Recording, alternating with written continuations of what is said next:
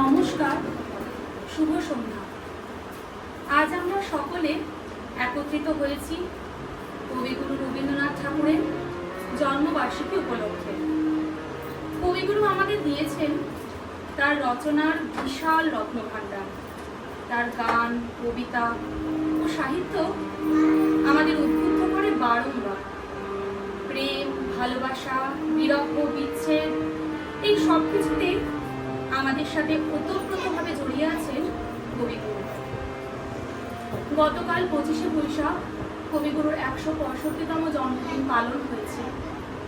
আজ 26শে বৈশাখ এই শুভ দিনেই কবিগুরুকে এবং তার অপার সৃষ্টিকে জানাই সশ্রদ্ধ প্রণাম।